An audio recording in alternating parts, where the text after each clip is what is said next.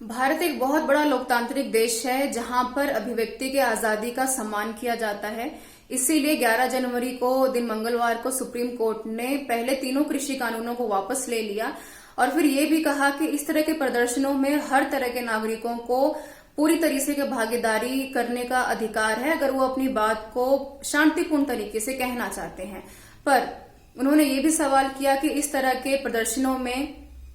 यानी आंदोलनों में महिलाओं का, बच्चों का और बुजुर्गों का कोई काम है क्या? ये अपने आप में एक बहुत बड़ा सवाल है। Hello everyone, this is Sonia Singh और आज हम बात करने जा रहे हैं प्रदर्शनों के बारे में जिसका सिलसिला भारत में बिल्कुल थमता हुआ दिखाई नहीं दे रहा और हम ये भी नहीं जानते कि ये सिलसिला कितना लंबा चलेगा और कब हम अपने हक के लिए लड़ी गई लड़ाई को सही साबित कर पाएंगे। खैर, हमारे 47वें सीजेआई यानी chief justice of India Sharad Arvind Bobde जी का जो ये बयान है ये अपने आप में शॉकिंग नहीं है, चौंकाने वाला इसलिए नहीं है क्योंकि इनके ये बयान कुछ मिलते जुलते हैं। अगर आपको याद हो, हम बात करें अगर शाहीन बाग पिछले साल की, जहां पर हमारे सॉलिसिटर तुषार मेहता ने भी ये बात उठाई थी कि प्रदर्शनकारियों ने और आंदोलनकारियों ने महिलाओं को और बच्चों को एक सुरक्षा कवच बना रखा है जिसके बदौलत वो अपनी बातों को सरकार तक एक कमजोर रवैये की तरह पहुंचाते हैं। ठीक है, और जब तुषार मेहता ने अपनी ये बात सुप्रीम कोर्ट में रखी तो सुप्रीम कोर्ट ने भी उनकी बात को काटते हुए कहा था कि ऐसी कोई बात नहीं है। अगर देश में कोई भी नागरिक शांतिपूर्ण तरीके से अपनी बात को सरकार के सामने रखना चाहता है, चाहे वो किसी भी जात, लिंग या धर्म का हो, उससे कोई खास फर्क नहीं पड़ता। ओके, तो ऐसा क्या वजह है कि किसान आंदोलनों में महिलाओं के पार्टिसिपेशन की या भागीदारी एक बहुत बड़ा सवाल बनता जा रहा है। खैर, सवाल ये है कि अगर हमारे जज साहिबान की बातों पर थोड़ा सा गौर फरमाया जाए तो हम देखेंगे कि प्रदर्शनों में भाग लेने का जो ये एक लंबा इतिहास चला आ रहा है महिलाओं द्वारा, वो कुछ नया नहीं है। प्रदर्शनों में भाग लेने वाली महिलाओं से जब ये सवाल पूछा गया कि क्या उन्हें लगता है कि ऐसे प्रदर्शनों में उनको पूरी तरह से भागीदारी लेनी चाहिए, तो उनका जवाब था कि नहीं, ऐसा नहीं है और उनका ये पूरी तरह से मानना है कि इस तरह के प्रदर्शनों में और आंदोलनों में पूरी तरह से भागीदारी लेना उनकी अपनी मर्जी है और वो हर काम अपनी मर्जी से कर सकती हैं। अगर मैं शाहीन बाग की बात करूं तो आपको याद होगा बिल्किस दादी के बारे में, जिन्होंने बड़ी बेबाकी से अपने बयान को लोगों के सामने रखते हुए कहा था कि अगर बात भारत में अपने मूल्यों की है, संस्कारों की है और देश के ऊपर अगर सवाल खड़ा होता है तो हमें बजाय ये देखे कि हम कौन से धर्म के हैं, कौन से जात के हैं, हम महिला हैं या फिर पुरुष हैं, हमें पूरी जिम्मेदारी से इस तरह के प्रदर्शनों में या आंदोलनों में अपनी पूरी भागीदारी दिखानी चाहिए और हमें देश के हित में आकर अपनी बातों को रखकर आगे की तरफ बढ़ना चाहिए। बिल्किस दादी ने बड़ी बेबाकी से अपने इस बयान को आगे बढ़ाते हुए कहा था कि वैसे भी महिलाएं यही करती आई हैं और वो सभी को बराबरी का हक दिलाने के लिए एक लंबा संघर्ष लड़ती भी आई हैं। खैर, चीफ जस्टिस ऑफ इंडिया यानी सीजेआई के इस बयान के ऊपर प्रदर्शनों में शामिल होने वाली महिलाओं से जब ये सवाल पूछा गया कि आपका इस तरह के बयानों पर क्या कहना है, तो उन्होंने बड़े साफ सुथरे तरीके से अपनी बात रखते हुए कहा कि चीफ जस्टिस ऑफ इंडिया का जो ये बयान है अपने आप में काफी शर्मनाक है और ये एक तरह की पुरुष सत्तावादी मानसिकता को लोगों के सामने बयां करता है, क्योंकि हमारा समाज हर बात को पुरुषों के नजरिए से ही देखता है। अगर मैं बात करूं हार्वर्ड की प्रोफेसर एरिका चेनोवेथ, जिन्होंने इस विरोध में आंदोलनों में प्रदर्शनों में भाग लेने वाली महिलाओं के ऊपर एक अच्छी खासी रिसर्च की है, उनका ये कहना है कि इस तरह के आंदोलनों में जब महिलाएं भागीदारी करती हैं तो आंदोलनों के कामयाब होने की यानी आगे तक बढ़ने की जो संभावना है वो काफी हद तक सकारात्मक हो जाती है, यानी पॉजिटिव हो जाती है। उसका कारण ये है कि जहां पर महिलाएं होती हैं उस तरह के एक पर्टिकुलर इन्वायरमेंट में वहां पर महिलाएं एक बेहतर संयम और शांति बनाए रखती हैं। ठीक है, यूनाइटेड नेशंस की एक रिपोर्ट ये भी बताती है कि विरोध प्रदर्शन में महिलाएं कई तरह के भूमिकाएं निभाती हैं, चाहे वो आयोजन का हो, चाहे वो प्रदर्शनों में भाग लेने वाले लोगों का ख्याल रखने तक का हो या फिर लोगों की हिफाजत करने की बात हो।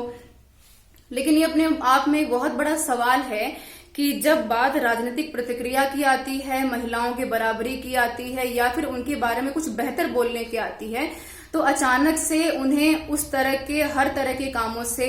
दरकिनार कर दिया जाता है और ये कहकर दूर कर दिया जाता है कि उनकी मानसिकता किसी भी तरह के एक टेबल डिस्कशन पर भागीदारी के लायक नहीं है। 47 साल की हिना जो शाहीन बाग में प्रदर्शन का हिस्सा रह चुकी है और उन्होंने बहुत भारी मात्रा में महिलाओं को शाहीन बाग में प्रदर्शन के दौरान महिलाओं को जोड़ने का एक बहुत ही एक प्रमुख काम किया। उनसे जब ये पूछा गया कि सीजेआई के इस बयान पर उनका क्या कहना है या फिर प्रदर्शनों में भाग लेने वाली महिलाएं जो भाग लेती हैं उसके ऊपर हिना का क्या विचार है, तो हिना ने बड़े बेहतर तरीके से अपनी बात को समझाते हुए कहा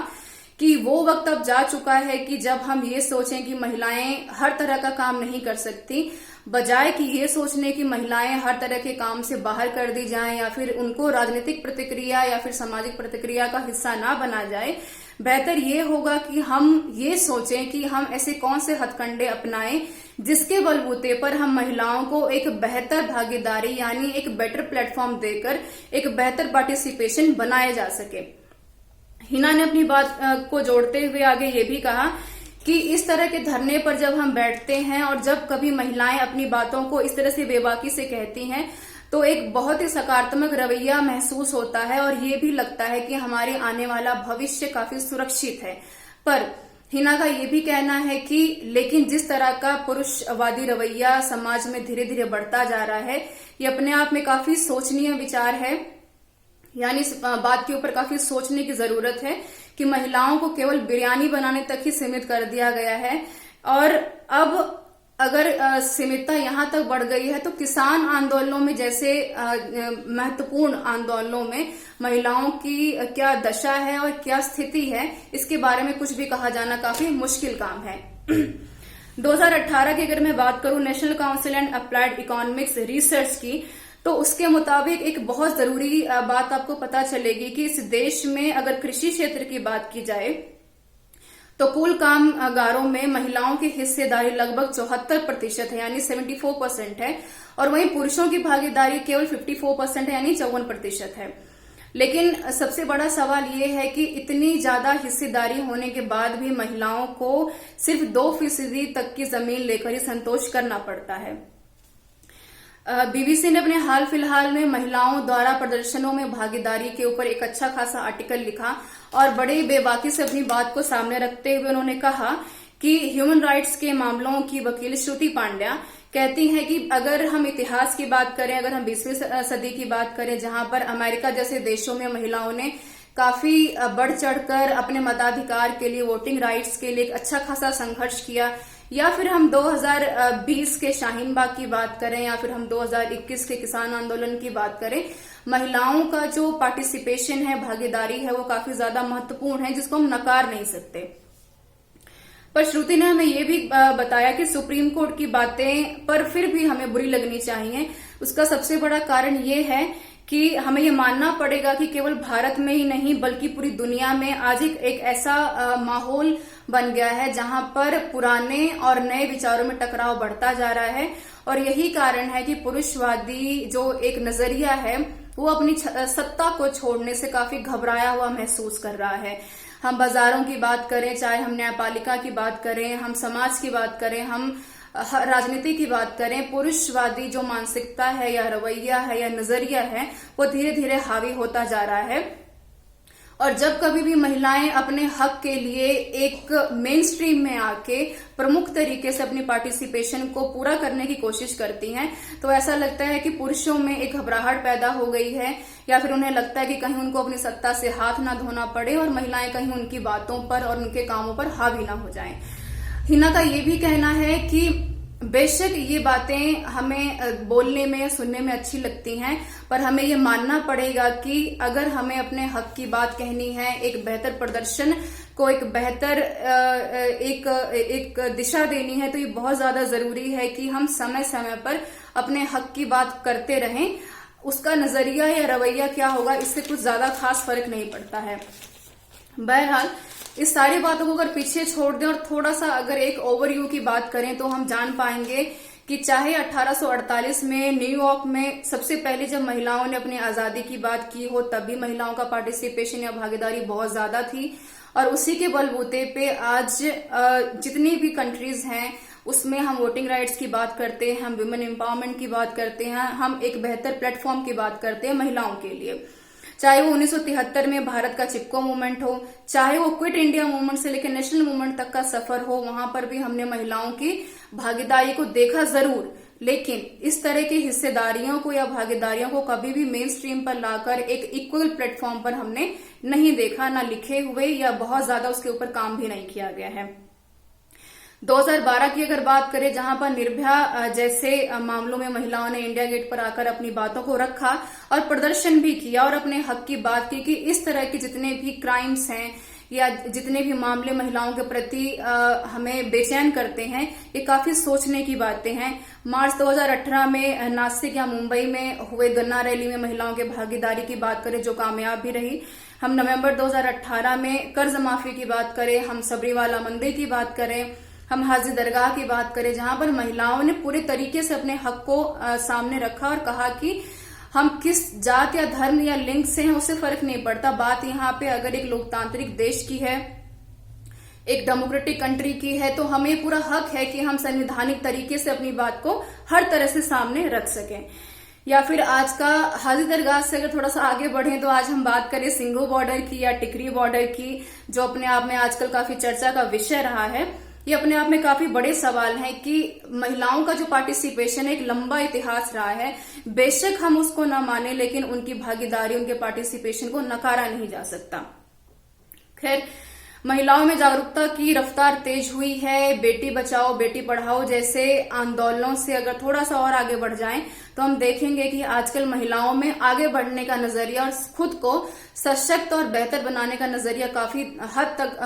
बेहतर हुआ है। और उनका ये मानना है कि बिना संघर्ष के अगर हम पैट्रियार्की की लड़ाई को यानी पितृसत्तात्मकता की लड़ाई को हम खत्म नहीं कर सकते। उसके लिए बहुत जरूरी है कि हम अपनी बातों को सामने रखें और लड़ते रहें, और जब तक हमारे अंदर ज्यादा लड़ने की इच्छा पैदा नहीं होगी तब तक हम समाज में एक पुरुषवादी सत्ता को उखाड़ फेंकने में कामयाब नहीं होंगे।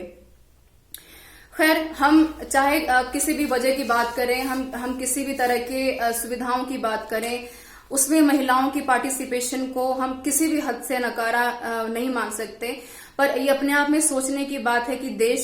भारत जैसे देश में, लोकतांत्रिक देश में, जहां पर हम एक बराबरी की बात करते हैं, वहां पर हमारे न्यायपालिका में उच्च स्तर पर बैठे लोगों ने जिस तरह की बयानबाजियां प्रदर्शनों में भाग लेने वाली महिलाओं के ऊपर या आगे भी या पीछे भी करते रहे हैं, ये इस तरह के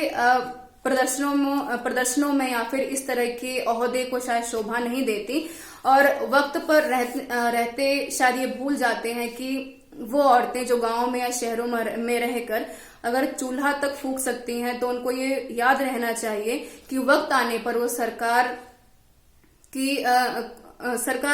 के सामने अपने बातों को भी बेहतर तरीके से रख सकती हैं। और चाहे तो इस तरह की सत्ता को बिना लड़ाई के भी जीता जा सकता है, पर क्योंकि हम एक लोकतांत्रिक देश से वास्ता रखते हैं, इसलिए हमें पूरा अधिकार है कि हम शांतिपूर्ण रवैये से अपनी बातों को समझें, बशर्ते ये बात करने की कि इस तरह के प्रदर्शनों में महिलाओं का भाग लेने का क्या कारण है। हम इस तरह की सुविधाओं को, इस तरह के प्लेटफॉर्म्स तैयार करें जहां पर महिलाएं खुलकर बहुत बेबाकी से अपनी बातों को सामने रख सकें, क्योंकि महिला सिर्फ एक समाज को प्रदर्शित नहीं करती, महिला एक हमारे पुराने सभ्यता को, हमारे कल्चर को, हमारे सिविलाइजेशन को प्रेजेंट करती है, जिस बात को हम चाहे जितना एक्सेप्टेंस ना दे उससे फर्क नहीं पड़ता। फर्क इससे बात से पड़ता है कि हमें चीजों को अपनाने का हक है या नहीं है, बशर्ते हम लोकतांत्रिक देश में रहें या अलोकतांत्रिक देश में रहें। So thank you so much. This is Sonia Sen. This is all about the topic. Thank you.